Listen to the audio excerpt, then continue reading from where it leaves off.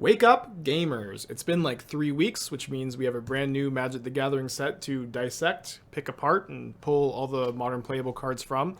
This one is, of course, pretty different from your usual standard set. One, it is Lord of the Rings instead of your usual Magic IP. I personally am very into it. I don't think I'd be this excited if Wizards crossed over with any other IP, but to me, Lord of the Rings X Magic is one of the coolest things that Wizards has ever done, and I'm pretty stoked. This set is, of course, also special because, like Modern Horizons 1 and 2, it's a set that is going directly into Modern and Legacy, but skipping Pioneer and Standard. I think it's clear at this point, though, that unlike Modern Horizons 1 and 2, which were very much format defining sets, Lord of the Rings is intended to be more of a supplemental product, something that's going to be a good addition, but not as format defining as Modern Horizons 1 or Modern Horizons 2. Additionally, this is, a modern supplemental set right before the Modern Pro Tour in Barcelona that's taking place next month, an event that I'm really, really excited to attend. And this is also a set that I personally did some consulting on like 2 years ago. Mostly just trying to see and make sure that there weren't anything too powerful, too broken, just kind of giving it a once or twice over, trying to evaluate the set and make sure things are pretty balanced. And that experience was really cool, really sweet. And I'm very excited that it's finally out and I can talk about it a little bit. I might do a separate video talking more about that process, the consulting process, and what that was like, and share some fun tales. I may talk a little bit about that in this video, but for this video, I mostly just want to talk about the cards and get through it because there are a lot of good cards to talk about. So let's go ahead and just jump in. If you've been watching my stream at all for the last couple of weeks, you probably know that the card I'm most excited for, the card that I think has the highest chance to make a big impact to Modern, is also the set's most iconic card, the One Ring. If you're not familiar, the One Ring is a 4-mana artifact with Indestructible. When it enters the battlefield, you gain protection from everything until your next turn, and it also draws you a ton of cards by tapping it. And the more I think about this card and put it in decks and kind of consider play patterns that will emerge in Modern with this card, the more I think that this is one of the best things you can possibly do for 4 mana in the whole format. In a lot of ways, it really reminds me of Urza Lord High Artificer in like that early Modern Horizons 1 metagame, where there really wasn't any good way to interact with it aside from countering it. Like in the old days, it felt like when your opponent resolved Urza, there was basically no way you could maneuver and like still catch up and be back ahead on board. And I think the One Ring is going to have a somewhat similar effect, where when you resolve the One Ring, you get to totally ignore your opponent for one turn. Whatever they were doing to pressure you, put pressure on you, is just completely nullified for a turn. It comes down, of course, and is also indestructible, which means that it is difficult for your opponent to interact with cards like Besage You and Force of Vigor. They're going to need to use something like Haywire Might or Leyline Binding to get it off the board. Teferi the Time Raveler is also, I don't think, very good against this card, since you're just going to get to play it again and get protection from everything again. In fact, you'll probably play this card alongside Teferi Time Raveler sometimes, but I digress. But even when your opponent is able to exile this with a Haywire Might or like a Leyline Binding, you still get to draw a card, life loss free, and have protection from everything for a turn. It's a pretty actively good exchange for you when your opponent uses removal to answer the One Ring, because you just gain so much time with the protection and you get to draw a card, one card minimum, likely more cards if your opponents have to wait a turn or two to answer it.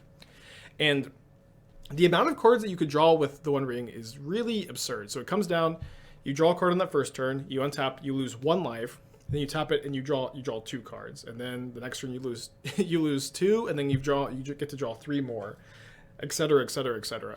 And obviously that life loss can stack up, but because you're drawing so many cards, you are really likely either able to find a way to offset the damage via a card like Omnath. You're very likely to be able to like bounce your One Ring with your Teferi Time Raveler, replay it to get protection from everything again.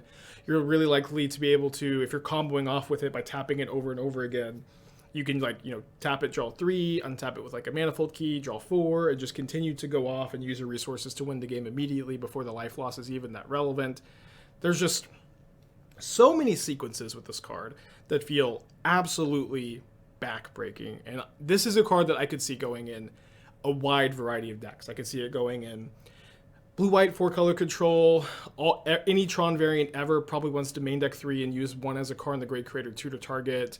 There is a combo deck that you've probably seen me play on this channel that uses the Everflowing Chalice, Astral Cornucopia mana, and all the keys that I briefly mentioned to untap and draw tons of cards with this. You can see this in Urza Brews, but my main thought is that you're likely just going to see a lot of this card. And to some extent, it's nice that this card is answerable by Pithing Needle, which is a pretty commonly played card in Modern, especially in Urza Saga decks. And it's also nice that it is like really spell pierceable and like not too difficult to answer with counter magic, but it's very powerful. It's very powerful, and very, very simply, I expected to see a lot of play. I guess I do also kind of want to mention that during development, the card was really different. The design, when I saw it, was kind of unrecognizable from this iteration we see now. That being said, though, I will say I like this version more. It's certainly like potentially more dangerous for the Modern format, but the version I saw, to me, it just didn't feel that exciting. It was not really a card that was Modern power level at the time, and I wasn't really sure what changes would be good to push it. And this is like a really revamped version that is interesting and exciting in the context of Modern, and I think that that's good. I think it's such an iconic card for like a Modern marquee set. I think that it's good that it's also like pushed for Modern, and we'll see how things end up. I'm definitely going to be playing a lot of this card on my channel, but I could also I could also be wrong about it. It's so hard to tell for sure with a card like this without actually casting it a few times. My number 2 pick from the set is Lord of the Rings' #1 friend, Samwise Gamgee. In Magic form, Samwise is a 2-mana 2/2 green and a white that says whenever another non-token creature enters the battlefield under your control, you can create a food token. And you can also sacrifice 3 foods to return target historic card from your graveyard to your hand. This means you can return copies of Azmaranda, Mardiced, Kuldakar, Witch's Oven, Underworld Cookbook, Urza Saga. You can even return another copy of Sam in response to a removal spell if that's something that you're interested in. And what's very exciting about Sam is that just like Azmaranda, Mardiced, and Kuldakar, Sam is both a good food enabler and also a good food sack outlet, a way for you to turn those food tokens into value. And what is the most exciting thing about Sam to me is that Sam is a card I'm very interested in playing in these food shells, decks that I've played a lot of, decks that I really like and enjoy playing in Modern. But Sam is also has an infinite combo with it, where if you pair Sam with Cauldron Familiar and a recurring sack outlet like Viscera Seer, Witch's Oven doesn't work because you have to tap this, you can play Cauldron Familiar, get a food token from Samwise, sack Cauldron Familiar to your Viscera Seer, and then bring it back with Cauldron Familiar's ability to sack the food, and then you get another food and you sack it, and you just do that over and over and over again until you reduce your opponent's life total to 0 with the Cauldron Familiar ETB ability. And to me, I think that this is like a really nice incidental infinite combo that's just so easy to put into your deck if you're just like a food value deck with Oven and Familiar and Samwise and like the normal like Sam with Steel Seeker shell. And you just have to play like one copy of the Viscera Seer that you can find with your Finale of Devastation. And what I really, really like about this interaction here is that if you draw your Viscera Seer early, or it gets Thought Seized, it gets counterspelled, they target it with like a removal spell, you can just sacrifice it. So even if they try to exile it with like a Solitude, you can just sacrifice it, put it in the graveyard, and then later get it back with Finale of Devastation, because Finale of Devastation can get it out of the yard. And I think that this is like going to be the kind of way you should build this deck, especially because like creature-based combo decks like Devoted Druid, I think this combo is comparable to Devoted Druid, are not super good in the format, but I do think the food decks are pretty good and pretty underrated, and getting an infinite combo like this is maybe what they need to become more of a tier player in the Modern format. My number 3 pick happens to be, I believe Rosie Cotton is Samwise's wife in the lore. If she's not, then this like whole meme doesn't make any sense. But either way, Rosie Cotton of the South Lane is a 3-mana 1/1. When it says whenever it enters the battlefield, you get to create a food token, and whenever you create a token, you can put a counter on target creature you control other with Rosie. If that creature you're putting a counter on is specifically Scurry Oak, you get to put a counter on Scurry Oak, trigger Scurry Oak to put a green squirrel into play, which triggers Rosie, which puts a counter on Oak, which makes a squirrel, which triggers Rosie. And you just do that infinite times until you have an infinitely big Scurry Oak and you have infinite squirrels. And what's very exciting, of course, about this combo is that both of these creatures are 3 mana, and you can Collected Company or Kyla's, whatever the white Collected Company is, you can use those spells to put these 2 cards into play immediately and dig really deep for them consistently and put them into play at instant speed. And you can also use cards like Unearth to bring them back for cheap if your opponents are interacting with you. There's a lot of different ways you could build a deck like this, but I think that the most likely best way to build it is in combination with like Heliod combo. This could be a good way to bring that archetype back. It's definitely one that I'm excited to playtest, but it may be one that I playtest off stream before the Pro Tour, because like these kind of infinite combos are really messy to click through on Magic Online. But I think that this is good. There's a lot of different ways you could go with it, but I think that this combo in general will be somewhat playable. Up next is kind of a bittersweet card. I don't know. This is Flame of Anor, a card that I really, really like. But like, how could I not love this card? This card is a 3-mana instant that has 3 different modes, and you get to choose one. But if you control a wizard, could be any wizard, but it realistically will be specifically Snapcaster Mage. If you control a wizard, you get to choose 2 of these modes as it resolves. Those modes are draw 2 cards, destroy target artifact, deal 5 damage to target creature. What's kind of funny was that like when I was giving feedback on this card, I was actually like genuinely a little worried that 5 damage was too much damage for this card to deal. I thought that it would maybe be a bit more balanced if it was 4, maybe 3, but 4 was kind of the number I was thinking. Now I'm very happy that it's still kind of pushed and dealing 5 damage, because since those last 2 years, from me consulting on the set to now, Snapcaster Mage has just seen less and less play in decks, and this card, Flame of Anor, is a significant buff to Snapcaster Mage strategies.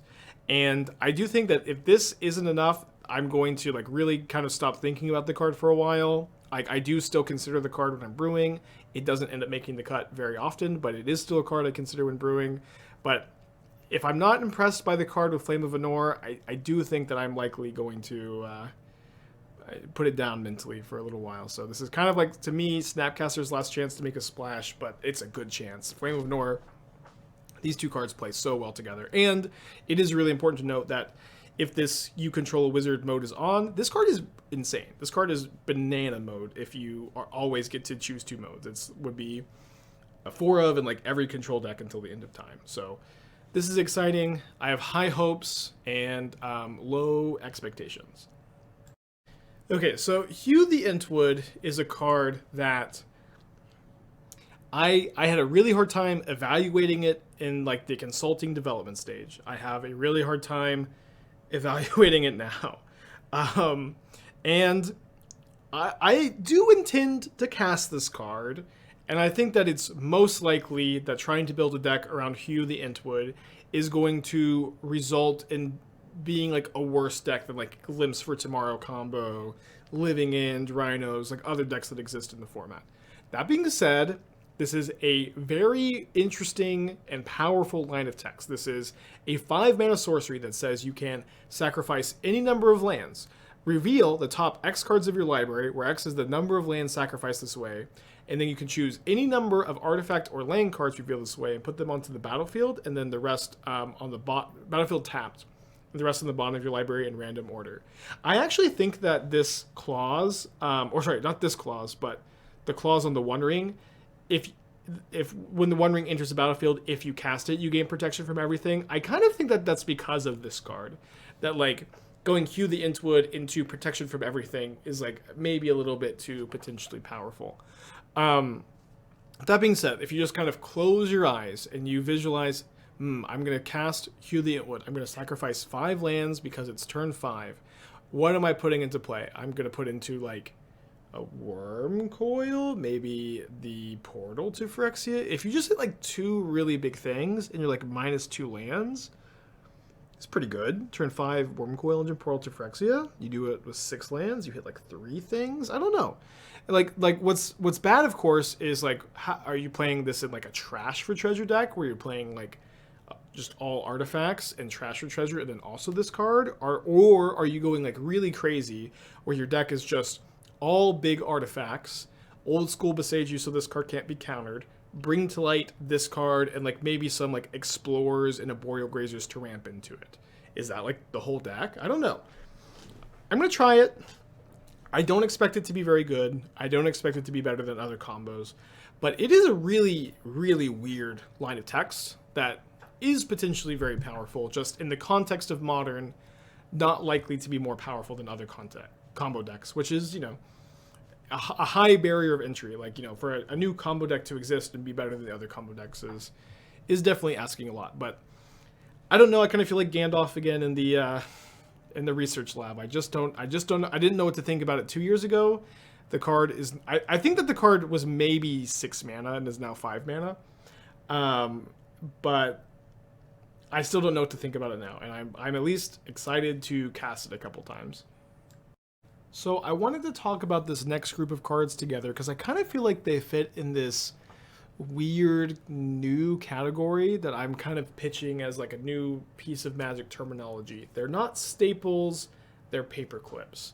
The idea is that these cards, Delighted Halfling, Orcish Bowmasters, Reprise, Stern Scolding, are all good Modern cards, and they don't really go into super specific decks, although I do think that there are some decks that are really going to want to play them, but they're also, I think, like distinctly less powerful than other cards at their mana cost in the Modern format. And so while you will want to play them sometimes and you will want to put them into your decks, they're not Modern staples, but they are what I'm calling paperclips, cards that you will use to fit your deck together and cards that will get the job done but are just not as powerful as some other options in the format. So let's take Delighted Halfling. This is, I think, a very good mana dork in the format. This is a 1 mana 1/2 that can either tap to add a colorless or add 1 mana of any color, but only be spent to cast legendary spells.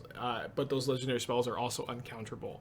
A 1 mana dork that has 2 toughness. This is it. Honestly, like even without this clause here, the uncounterable legendary clause, 2 toughness on a 1 mana dork is huge in a format with Wrenn and 6. Cards like Ignoble Hierarch and Birds of Paradise have kind of like fallen off the Modern map because they're just so soft to Wrenn and 6's ping, and it used to be also Lava Dart, but having that second points in toughness is really, really huge. This other ability is also really nice, being able to give cards like Grist, Yawgmoth, Omnath, Teferi uncounterable is good. It is definitely an upside, but this is mostly a 1 mana dork with 2 toughness, which is good, but I also think that the card is not as premium and accelerant as like Utopia Sprawl or Arboreal Grazer are in other decks. But I do think it's going to be like a really great tool for decks like Yawgmoth and any deck that's interested in the mana dork, but unfortunately in Modern right now, I don't really think that many decks are interested in mana dorks. In a kind of similar vein, Orcish Bowmaster is a good 2 mana black creature. Orcish Bowmaster, if you're not familiar, is a 2 mana 1/1 with flash. When it enters the battlefield or when an opponent draws a card except for the first one in their draw steps, you get to amass Orcs 1, which is like a 1/1 Orc token with a +1 counter that grows by 1 for each time you amass Orcs, but if you don't have Orcs, you just make a new token, and you also get to deal 1 damage to any target, which is pretty good. This is a good 2 mana black creature. It's also relevant that it makes 2 tokens. You know, you can play this in decks like Yawgmoth and Convoke Shells maybe, but mostly this is just going to be a good 2 mana black creature. And in my opinion, that this is just not going to be the premier 2 mana black creature in Modern as long as Dauthi Voidwalker exists. I think Dauthi Voidwalker is still going to kind of be that premier value, fair 2 mana spell. That being said, I do think Orcish Bowmasters is going to see play. Maybe it's a card that you play in certain metagames more than others. Maybe it's a card that you play in more synergy-based decks. Maybe it's a card that you play in the sideboard. But I do think it's good. I think it's gonna be a lot better in Legacy with like more 1 toughness creatures there and more brainstorms and ponders and those kind of effects. But I do think, like, especially with Modern being a format where the premier card draw spell style is Expressive Iteration, a card that doesn't trigger Orcish Bowmasters. I think it's just not going to be a super premium, super popular black staple creature. Reprieve is a really, really exciting card to talk about. I've been very hyped for this card for the last 2 years. It is the white Remand, although if we're really evaluating this card is significantly better than Remand in Modern, where it dodges Veil of Summer, it dodges Mystical Dispute, and it can also target uncounterable spells, most notably like a Primeval Titan that has had Cavern of Souls used on it. This is a really, really interesting and exciting card. And I think that there are a handful of decks that are playing white and are interested in having access to some amount of counter magic against decks like Cascade, Creativity, Titan, but aren't that interested in splashing blue for one reason or another. And I think Reprieve is going to be a great tool in those decks, sometimes in the main deck, sometimes in the sideboard, but a good tool.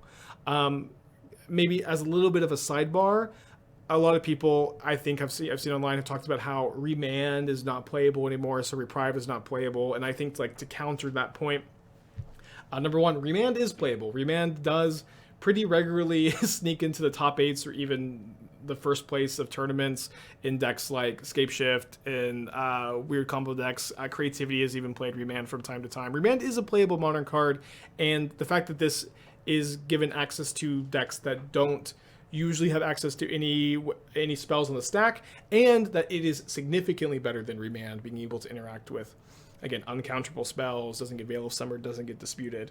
I do think this is a card that's going to see play. It's hard to call it a Modern staple in a format with Counterspell, but I do think it's a good card, and I'm excited to cast it and upgrade some of those white decks that I've played in the past. Stern Scolding is another good counterspell. This is a 1-mana counterspell that can counter target creature spell with power or toughness 2 or less. I guess kind of a fun development story. When I first saw this card, it just said counter target creature spell with power 2 or less, and I made the suggestion of changing it to power or toughness 2 or less, specifically so it could counter Lurrus, which at the time was a big menace. I thought this would be a good sideboard card against Hammer Time, but it was a big problem that it countered everything out of Hammer except the Lurrus. But also power toughness 2 or less means that this is a card that can snag Grief, and it's a card that can counter Solitude, which are also 2 very relevant targets for Stern Scolding. I do think that as far as Scolding's place in the metagame, that it is just going to be not as premier a 1-mana counterspell as Spell Pierce and maybe Spell Snare. I think that those 2 cards I'm still wanting to play over Stern Scolding in most of my decks like Murktide or Blue-White Control. I think that there's a chance that you do a split where you play like 2 Spell Pierce, 1 Stern Scolding, 2 Spell Pierce, 1 Snare, 1 Scolding. Probably not. And maybe you play like 1 or 2 copies of this card in the sideboard. Could be better than I think. It is really nice. Like when you compare this card to Minor Misstep, a card that I always thought was really bad, and a card that I think has kind of proven to be pretty bad. This card trades up on mana really often. It's very common for your opponent to spend 2, 3, sometimes 4 mana when they're casting a Yawgmoth, and you just spend 1 mana to counter it. That's when your counter spells are good, when they spend more mana than you spend. And I think that that's going to happen enough of the time that this is going to be a good card. You're going to play it more in some metagames, less in others, often in the sideboard, sometimes not in the sideboard, sometimes in the main deck. A good counterspell in Modern, but not a staple, a paperclip.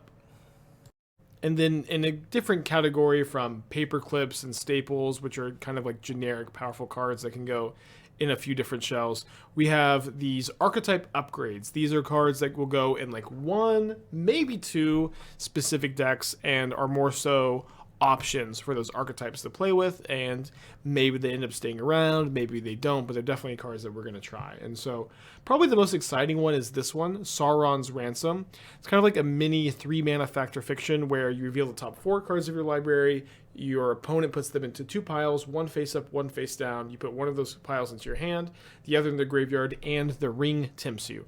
The ring tempting you on a card like this is mostly tacked on, and I don't feel like that part of the text is very relevant.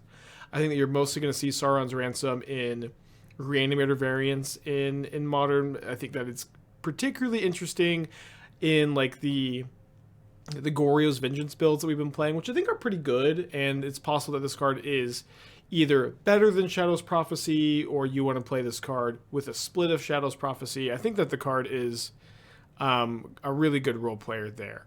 We also have Forge Anew, a 3-mana enchantment. When Forge Anew enters the battlefield, you get to return an equipment card from your graveyard to the battlefield. And as long as it's your turn, you can equip abilities at any time you could cast an instant. And then you may pay 0 for the first equip cost of each equip ability you activate during your turns. So it's kind of an interesting blend between Pure Steel Paladin and Sigarda's Aid, where you have the ability to instant speed equip, but you also have the ability to use a hammer that's in play and equip it as well. Obviously, this is a card that's going to pair very well with Colossus Hammer. I think that this first mode is, the reanimating and equipment mode it's nice to have access to, and you could build a deck with Goblin Engineer and this card trying to reanimate Cauldron. And I think that seems kind of interesting, but for the most part, I think that this is a card that Hammer will play 0, 1, or 2 copies of, and I don't think it's going to be a giant upgrade or anything, but I do think it's an interesting option and could definitely end up playtesting better than you might expect. During development, at the time, there was some dissension between Hammer players of wanting to play builds with Stoneforge and Kaldra, obviously Stoneforge, but builds with Kaldra over Lurrus. And obviously Kaldra is a really good card in the Hammer deck. Lurrus was way better, but I remember giving some feedback saying that Forge Anew could be a incentive for Hammer players to move away from Lurrus, and it's just kind of funny to think about how Modern has evolved since then. This is really just, at this point, such a small upgrade, but that was definitely something that was very relevant at the time. I feel like incentivizing Hammer to not play Lurrus, although ultimately banning Lurrus ended up being the way better move. We also have Moria Marauder, which could go in the Goblins deck, more specifically the Vile Goblins deck over the Kadath Rebirth, Gleeful Demolition builds. I was actually playing a lot of Goblins earlier today, a little bit more this week, and I like the deck. I could see myself playing 1 or 0 Moria Marauders. I don't really see this card overly impressing me. This is in a 2-mana double strike 1/1. Whenever a Goblin or Orc, definitely more relevant for Goblin and Modern, deals combat damage to your player, you get to exile the top card of your library and play that card till end of turn. So it's a little bit win more, but this is not an ability that is that difficult to trigger. Although the problem is that the Goblins deck already has lots of card advantage, so this sort of effect isn't that needed. And you also have tons and tons of really, really good 2-drops. You have Munitions Expert, Mog War Marshal, Conspicuous Snoop, Horde Master, and all of these cards I think are better 2-drops than Moria Marauder. I think that I want to playtest one copy and see ooh, are there a lot of situations where I end up wanting to tutor this card and swing things in my favor, or is it really just not something that comes up that often? And honestly, at the time of making this comment, I put this on the slide before I played a lot of Goblins. I don't really see myself loving the idea of this card right now, but we'll see. Definitely one that I want to play test. The next card is one that I think could end up impressing me a lot more than it looks. It kind of reminds me of a Tune with Aether, a card that at first glance in Standard didn't look very impactful and then ended up being banned because it was so format warping. Obviously, Modern and Standard very different, but kind of good to look at cards like this that at first glance can look a little unimpactful. But this is Mini Partings, just a 1-mana instant or 1-mana sorcery that lets you search your library for a basic land card, put it into your hand, and then make a food token. I don't really think that in most of my food builds I'm going to want to start this, but there may be a specific build that wants this. And also, I may end up playing with this card and just actually be well, no, this card is really good. We should play it. We also have Arwen Mortal Queen. This is a card that has been going up in my evaluation over the last couple of days. Arwen is a 3-mana 2/2 that enters the battlefield with an indestructible counter, and I, of course, am a big fan of indestructible creatures in Modern. I'm really just not that likely to like 3-mana creatures unless they have powerful ETB effect or a built-in amount of resilience, which this has with the indestructible counter.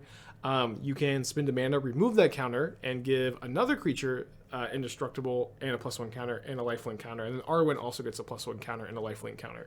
This is a card that I think you're very rarely going to play more than like 1, maybe 2 copies of, but in creature decks, especially ones with +1 counter synergies like Heliod, maybe Scales, this is a card to look at for sure. And it's one that I'm excited to play test. It's one that I don't think I'm going to play very often, but it's going to be something I have in the back of my mind for like very specific creature builds. Another pretty good creature, and one that I think is going to very likely make the cut in humans, is Boromir, Warden of the Tower. I think this is actually pretty high praise for a human right now, because it feels like in humans you have so many good 3-drop options, and you have a lot of good 2-drop options. But what humans as an archetype really needs is like one more good 1-drop. Like you have Esper Sentinel, Champion of the Parish, Aether Vial, but like if you could play 16 good 1-drops, and then, you know, like 12 good 2-drops and 8 good 3-drops, that would just be like such a beautiful curve. And I do think some of your 3-drops are going to be Boromir, Warden of the Tower. Again, 3 mana, 3/3 vigilance, and it has this like Lavinia line of text. If whenever an opponent casts a spell, if no mana was spent to cast it, counter that spell. So it counters both cascade spells like Living End and Crashing Footfalls, but also counters Solitude Fury, those really obnoxious cards for humans to deal with. And what's very cool is that it's also kind of like a selfless spirit. You can sacrifice Boromir to give your creatures indestructible to end of turn, and you get that little bit of extra value of having the ring tempt you after you sacrifice Boromir. To me, I think that this is kind of like exactly what humans as an archetype wants to be doing. You want to have these like efficiently costed creatures that have relevant disruptive abilities, and this built-in protection makes you just so much more resilient to humans' biggest weaknesses. Obviously, very resilient to Fury because of the counter if they spend no mana ability, but also just the Selfless Spirit protecting you from cards like Damnation and Supreme Verdict is just a really good way to make your fragile tribal deck more resilient, which I think is really important, and I'm excited to play with this card. And then, kind of like not really another tribal card, but the name of Elven Chorus kind of has a hint of where you might want to play this. This is a 4-mana enchantment that says you may look at the top card of your library anytime. You may cast creature spells from the top of your library, and creatures you control have tap, add 1 mana of any color. So this is kind of like a combination Cryptolith Rite Realm Walker. And I'm pretty excited about trying this card in Elves. The fact that this is going to grant a mana generating ability to Dwynen's Elite, the token from Dwynen's Elite, and then the other Dwynen's Elite. It's a whenever an elf enters, you make another 1/1 elf. Like giving those the ability to make mana is potentially really explosive, and especially when you're going to have that mana sink from just like casting other elves from the top of your library. And also if you're playing Tyvar in your deck, the elves that you're casting from the top will be able to tap and make mana immediately. So in the past, I've been like very into like a Court of Calling build of elves, and now I'm kind of interested in trying this card as your sort of like card advantage, card selection, powerful spell. I have high hopes for this card. I have no idea if you're supposed to be playing 4 copies, 2 copies, 1 copy, but I'm going to start with 4 like I do with like a lot of my play testing, and I hope to be pleasantly surprised.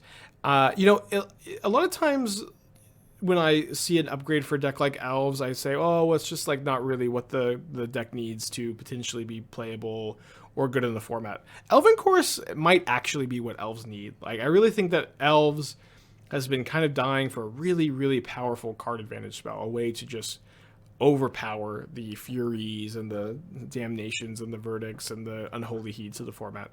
It is kind of expensive. Maybe it's not. Maybe it's hard to cast, but I'm hoping for sure. And another archetype upgrade, we have Peregrine Took. It's a 3-mana 2/3. It's kind of simple. If 1 or more tokens would be created under your control, those tokens plus an additional food are created instead. So this card is also a combination like token generator kind of. Like you already need to have a token generator going. It doesn't make food by itself. But it does give you extra foods, and it's also a food sack outlet to sack 3 foods and draw a card.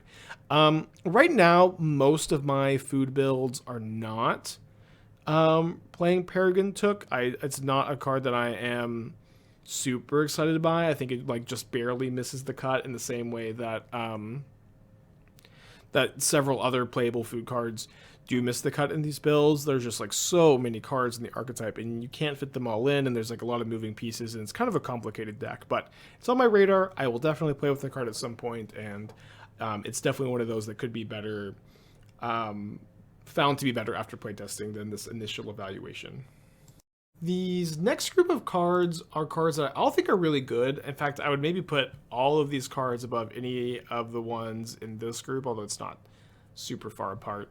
But these are all cards that I don't feel like fit super well into any existing deck. So like these are cards I think fit really well into decks like Reanimator or Heliod or Hammer or Goblins or Food. But these are cards that I have a hard time really placing a home for, and there's also like kind of enough weaknesses to these cards that they're maybe harder to build around. I think one really good example of this is Flowering of the White Tree. This is maybe the best Anthem we've ever seen. This is a 2-mana enchantment, legendary enchantment, that gives legendary creatures +2/+1 and ward 1, and non-legendary creatures +1/+1. And this card is very, very good with cards like Adeline and Thalia and, of course, Ragavan, legendary creatures. But it has a lot of issues where the more and more legendary creatures you play to make Flowering of the White Tree better, the worse your deck is. It's going to be less consistent because you're drawing multiple legends, and all of a sudden you're starting to add really crappy cards like Skrelv and Kithian, and I've seen Zergos in lists. It's just so horrible. I think that this is a card that you could maybe play in like the Shining Shoal Humans deck as like a 1 of, as a 2 of. But another thing that's I think really important to note is that Anthems are just not that good in Modern. Like Sylvan Anthem is a good example of a really powerful like 2-mana Anthem. But these cards are slow, they're easy to play around, they're easy to ignore, and I just don't think that they usually end up being that successful. That being said, Flowering of the White Tree is maybe the best version we've ever seen, but it's also kind of tough to build a deck with this card because it's legendary. Like, you can't you draw 2 of them. That's a little bit awkward. Maybe you pitch 1 to Shining Shoal or Solitude, but it's got a lot of problems. Maybe as like a 1 or 2 of in like Shining Shoal Humans, maybe a deck emerges for it later, but right now I'm a little bit unsure of how I would play Flowering of the White Tree. Another card like this is Battle of the Bywater. It says destroy all creatures with power 3 or greater, and then create a food token for each creature you control. I think this card is okay, and I think that it has some interesting applications, but one thing is that in your humans deck, your Thalia's Lieutenant, your Champion of the Perished are very often bigger than 3 power, Adeline 2. And this is also like a very powerful card that's not that good against a lot of decks. It's not that good against, it kills exactly Murktide Region against Murktide. It kills Rhinos, which is kind of nice, but it doesn't really line up that well against most of the decks of the format. So I think that this is something where a card where a lot of stars would have to align. You'd have to be playing either a deck that wants to make a lot of food tokens like this, or you'd have to be playing in a really specific metagame where this destroy all creatures power 3 greater, that mode is really good. Or you're playing a deck that just is very, very, very low to the ground, and this effect is very swingy. I just don't think that it is. I don't think that is the environment that we're in at the moment in Modern, but I do think it is the environment we could be in one day. Another card that I like this card a lot, Pippin, Guard of the Citadel. This is a 2-mana 2/2, Vigilance Ward 1, and it taps to give another target creature protection from a card type of your choice until end of turn, which is kind of an interesting protection variant. You usually see protection from a color. This is protection from a card type instead. I also think it's really cool that the card has Vigilance and this tap ability where you can, of course, attack with it and then give another creature protection from the thing. These two, I've never seen a 2-mana protection card like this be playable, or like this tap protection thing. Like Unsettled Mariner is a pretty playable card. But I think the fact that this has built-in Ward 1 does make this a good tool. And maybe this is just something that you can play as a 1 of in blue-white Hammer if you're already blue-white. But it's not a human, so it doesn't go into humans. It doesn't feel like it fits super well anywhere. One shell I was kind of thinking you could play it in, and maybe I should have put that card on this slide, but it does kind of play interesting in a Winota shell where it has Vigilance, so it can attack it can attack and trigger Winota while also tapping and protecting Winota. I think that may be kind of interesting, but I don't know. I like this card. And I think this is true for all of these cards. It may just be a little while until I cast any of them. Okay, we also have Gandalf Sanction. This was actually in development, a card that like raised a little bit of a red flag for me. This is a 3-mana sorcery. Deals X damage to target creature, where X is the number of instant and sorcery cards in your graveyard. Excess damage is dealt to that creature's controller instead. We have a lot of variants of cards like this that are like deal X damage to a creature for the number of instants or sorceries in your yard. This is the first one that can point that damage at players. And you know, I mostly think that this is a card that doesn't fit very well in like Murktide Shells or Underworld Breach Shells, because those decks are playing Murktide Regent and Underworld Breach, both cards that remove instants and sorceries from your graveyard. But I also like really do envision a world where you have this card in your deck and you top deck it, and it's like 10 damage to your opponent. It kills your opponent's creature and also deals them 10 damage. I don't think that it's actually likely going to be a problem card in any way. I think that it is an interesting build-around card. I think that I'm kind of excited about the idea of playing like a blue-red control deck with this card, and then like the Snapcaster Flame of Anor. That sounds really fun. But it's one of these like blue-red cards that is powerful, but it's one of these cards that like you really don't want to play alongside Murktide and Underworld Breach, and those cards are really broken. So probably not going to fit anywhere right now, but a card to know about and a card to like maybe playtest and be impressed by. Samwise the Stout-Hearted, another card that I like a lot, another card that I think doesn't fit super well anywhere. It's a 2/1 flash. When it enters the battlefield, you can choose up to one permanent in your graveyard that was put there from this turn and put it back into your hand, and the ring tempts you. So I think this card's pretty good. The kind of the weird thing about this card is that it plays really well with generically good cards. Okay, so it plays really well with fetch lands. You bring your fetch land back, you bring your Mishra's Bubble back, you bring your Solitude or Fury back to your hand. But it doesn't play so well with those cards to me that it seems like it would be a better like card advantage spell than card advantage spells, or a better creature than other threats, or a better like way to scam elementals than just like Ephemerate or Brought Back. So this could be a card that you end up getting impressed by in playtesting, and I definitely want to playtest it. But to me, it's very weird. It's like not quite good enough to just be a generically good value card, although I could be wrong about that.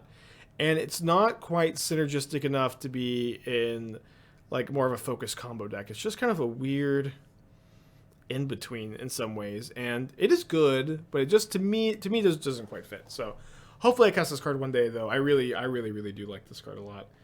And then we're going to kind of blaze through these next couple slides, I think.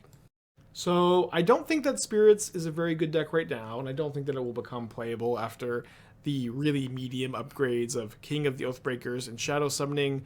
And so I kind of wanted to put these in a separate section since I don't think they're as interesting. But you should be aware of them. King of the Oathbreakers is a 4-mana 3/3 spirit that whenever it or another spirit becomes the target of a spell, it phases out, and whenever it or another spirit phases in, you get a 1/1 spirit token. A Shadow Summoning is a 2-token, 2-mana Spectral Procession. Again, these are cards I might reach for in the future. If like 1 or 2 really good spirit tribal cards get printed, those cards do not at the time of making this comment exist, so I probably will not cast either of these in Modern anytime soon. I also want to talk about the lands from Lord of the Rings. We have 6 of them. Some of them are kind of interesting, and most of them are really medium. I think that Mount Doom, don't overthink this card. If you are a deck that wants both black and red mana and is playing a legendary artifact like Mox Amber or the One Ring, you can play exactly 1 copy of this card if you don't care that much about losing life. And if you do care about losing life, you will not play this card. I do think that these 5 lands are a little bit more interesting. Minas Tirith, Rivendell, Barad-dûr, Mines of Moria, and the Shire. These are a cycle of lands that enter untapped and tap for a color conditionally. They only enter untapped if you control a legendary creature, and they all have an activated ability, a mana sink if you're flooding. I always like cards like this. one color lands that have these activated abilities and conditionally enter untapped. Cards like Hall of the Storm Giants or Castle of Antris or Mystic Sanctuary. These are always cards to look at. And usually some of them in the cycle are really good and some of them are really medium. I think that Minas Tirith and Mines of Moria are the best two. Minas Tirith lets you draw a card for 2 mana and a tap if you've attacked with 2 or more creatures. This seems like a great fit in some of the human shells in the format, especially with cards like Adeline that give you a bunch of extra tokens. Kind of reminds me of like the white Castle Locthwain, just that like mana sink in a deck with a relatively low curve seems particularly interesting to me. I also really like Mines of Moria. This allows you for 4 mana and tap to exile 3 cards from your graveyard to make 2 treasure tokens. This ability is really powerful. This is the kind of a land that would be like, I think, kind of ridiculous in Pioneer, and in Modern is like, you know, kind of just pretty reasonable. Also, it being red in the Ragavan format means that it's going to enter untapped a bit more often than the other ones, and you know, I'll likely play this in some decks with like Shrapnel Blast, Galvanic Blast, Urza Saga, but I'll be very unlikely ever to play more than 1 or 2 copies. Kind of the same way the Shire. The Shire, unfortunately, I think competes too hard with Gingerbread Cabin and food decks. I think most food decks would rather just play a lot of fetch lands, forests, and then 1 or 2 Gingerbread Cabins to fetch and enter untapped and make a food token, rather than at some point trying to spend, you know, effectively 3 mana to make a food token and tapping a creature. But this card is cool. Maybe one day the stars will align and I'll play it. But at the time of making this comment, I'm pretty unlikely to register it. I think that Rivendell and Barad-dûr are also pretty medium. I don't want to spend much time on them, but I think I'm pretty unhappy with this Scry 2 ability. I'm unhappy that you can only do it if you have a legendary creature, and Barad-dûr is potentially very powerful, can make a big orc army, but is super mana intensive, and black already has like so many good utility lands. I really have a hard time imagining that this is one you reach for in a deck that has access to Cabal Coffers and Castle Locthwain and Hive of the Eye Tyrant. Although maybe it ends up playing well with Castle or with Cabal Coffers. I could be totally off about it. We also have a bunch of boring sideboard cards. So I've got all of our wonderful Lord of the Rings characters sleeping here on the slide. We have the Stone of Erich. It's another graveyard hate variant. We've seen so many versions of this card over the last few years. This one is maybe one of the best ones. It's particularly good against Yawgmoth, as it has the clause, if a creature an opponent controls would die, exile it instead. And you can also spend 2 mana, sack it to exile a player's graveyard and draw a card. It's of course nice that you can tutor this with Urza Saga. This is a card you'll want to play when Yawgmoth is particularly popular, and you're also just going to want to kind of consider playing this when you're choosing your graveyard hate in Modern. We also have a Braid variant that can deal 1 damage to up to 2 target creatures or exile an artifact, and so this is going to be a nice tool against the One Ring and Kaldra. We also have Westfall Rider, which is another one of these like 2 mana creatures that sacrifices themselves to destroy an artifact or enchantment. They're all like a little different, so just keep this one in mind, that this one has a 0 mana activated ability, which is a little bit different from other versions. It's basically Seal of Cleansing on a creature, which is likely better than any Seal of Cleansing you're playing, but you're probably not playing Seal of Cleansing very often. We also have maybe the most exciting card on this list, Press the Enemy. This is a 4 mana instant that allows you to basically, what's the card? Dissipate? No, not Dissipate.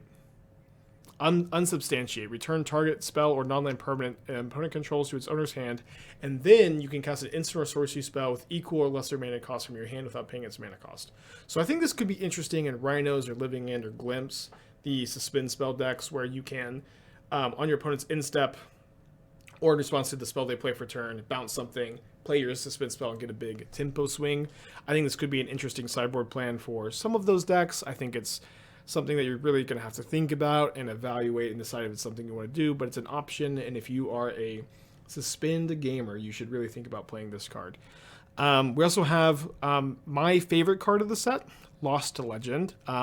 This is not my favorite card necessarily because of what it does or anything like that, but when I was consulting on the set, I believe that the text on the card was to put target, I think it was artifact or legendary creature. It was I think it was artifact or legendary creature. It may have just been artifact. But I suggested changing it to historic.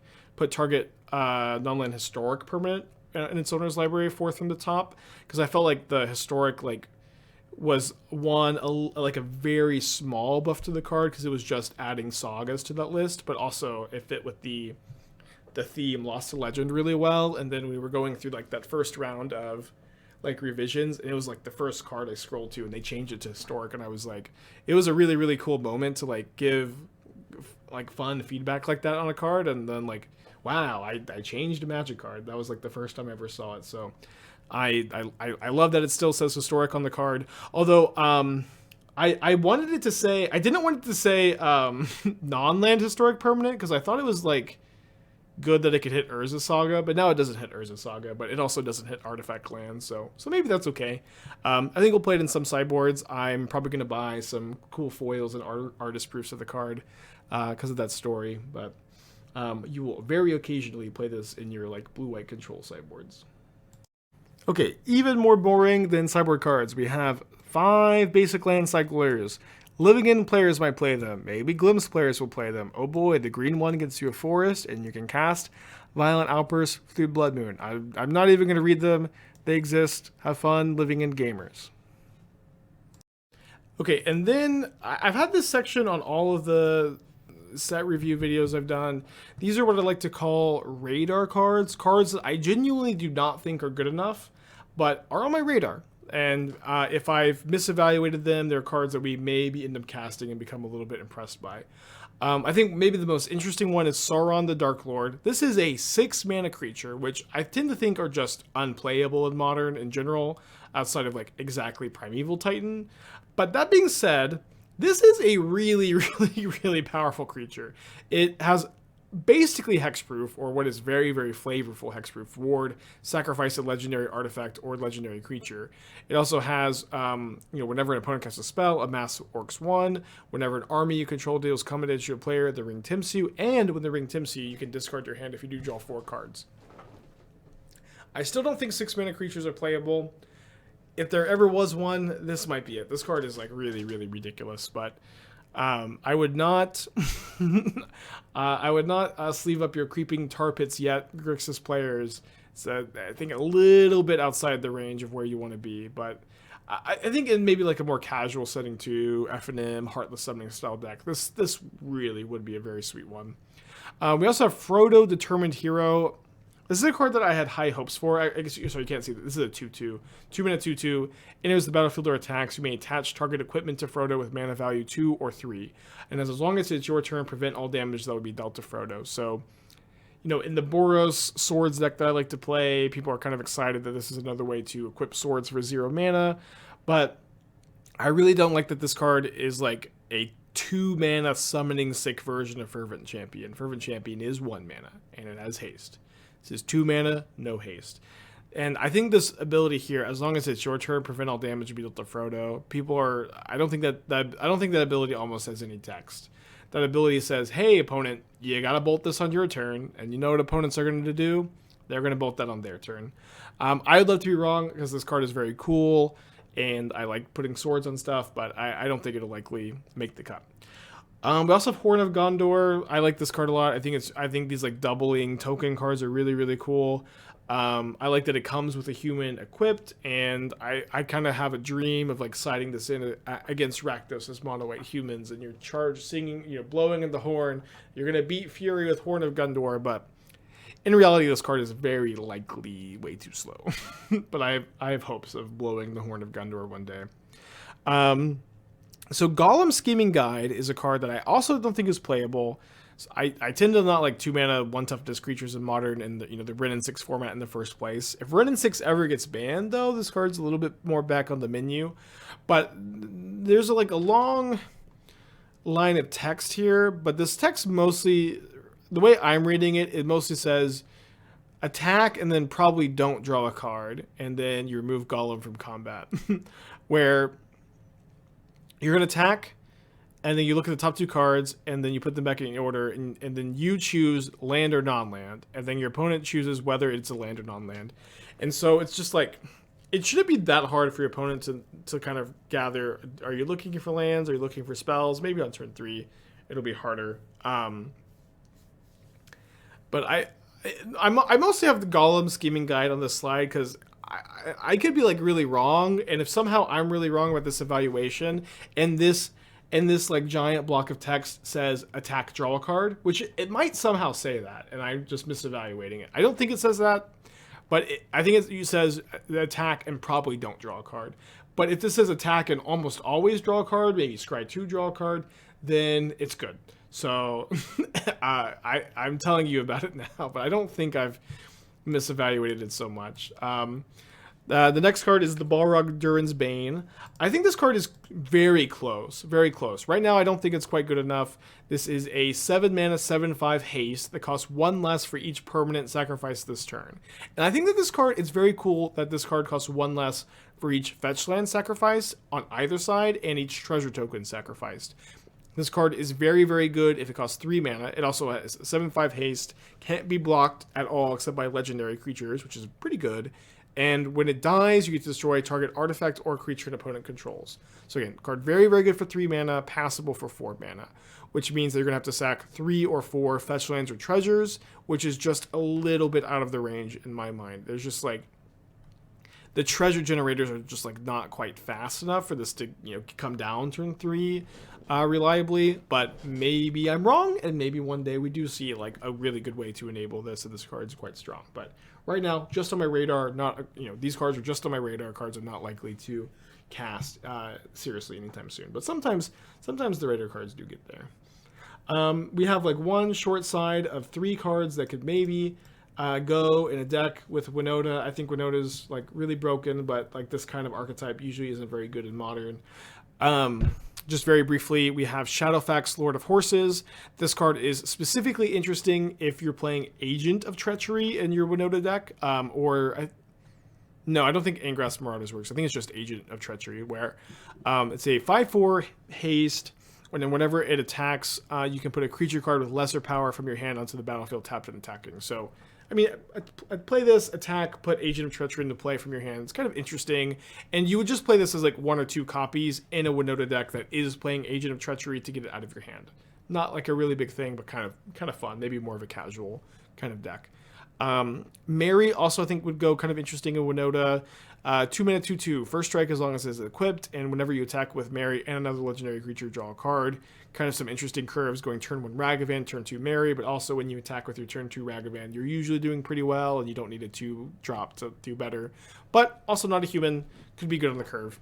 And then also Theoden, King of Rohan, would be a potentially good human to hit off Winota that also has a relatively low mana curve. This is kind of an interesting dynamic to maintain in Modern, where you want powerful humans to hit, but you don't want to play a lot of really high mana curve cards. So Theoden, King of Rohan being a like 2/3 kind of Silverblade Paladin-esque card that also can deal crazy damage when you flip it, give a bunch of your humans double strike, means I would likely play like 1 or 2 of this in a Winota brew. Again, Winota's not that good, and I just wanted to, you know, put these on your radar if you're brewing with the card, but not something to spend a lot of time on. I also don't want to spend a ton of time on this, but oh, I got confused. I'm like, wait, did I just talk about this card? This is Horn of Gondor, but this is Horn of the Mark. These are cards that some people are really excited for. These are also all cards that I don't think are playable at all. Aragon the Niner is so cool. This card is so cool, but I just don't like that it's a 4 mana creature that's very difficult to cast, that does not play defense very well. This is like one of those cards where I think you really purely have to untap with it to get value with. And when you compare it, and the barrier to entry for 4 mana creatures in Modern is really high. We're talking Omnath, Yawgmoth, and like that's kind of it for like 4 mana creatures you're casting. Some of them you're evoking Grief, blah blah blah. You're playing Frogmite for 0 mana. There's some exceptions, and there's probably 1 or 2 like really notable 4 mana creatures I've missed, but I just don't think Aragorn is like quite up to that bar, despite being really cool and probably an awesome commander. just did not quite get there. I think.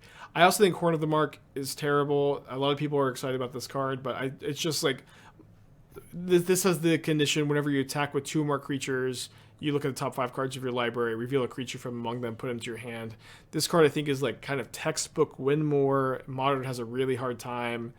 I think playing a creature style that's going to trigger Horn of the Mark consistently, and I think there's going to be a lot of times where you draw this card and it just does nothing, and there's going to be a lot of times where you could play against this card, and it's really, really easy to just like let your opponent take turn 2 or turn 3 to spend 2 mana, not impact the board, remove the creatures, and make it to where Horn of the Mark never triggers. I've seen a lot of people compare Elven Farsight to Ponder, calling this card the green Ponder. It is sadly not the green Ponder, just like the fact that this is a sorcery that only reveals creatures to draw a card means that you're super restricted in the type of decks you can play this. The type of decks that would ever want to play Elven Farsight are like Hardened Scales and Elves, and I don't think I would be interested in playing this card in either of those decks, unfortunately. It is like, I think, at least Oath of Nissa lets you find a land. Abundant Harvest lets you find a land if you're playing these green cantrips. I just don't think this is better than some of the options that already exist in Modern, and these options are already, like, not that good. So this was the video. I've been trying to, like, make these videos as short as I can, because I really want to get the information, like, concise and conveyed to you. I don't know how long this video is going to be. I would guess like 50 minutes.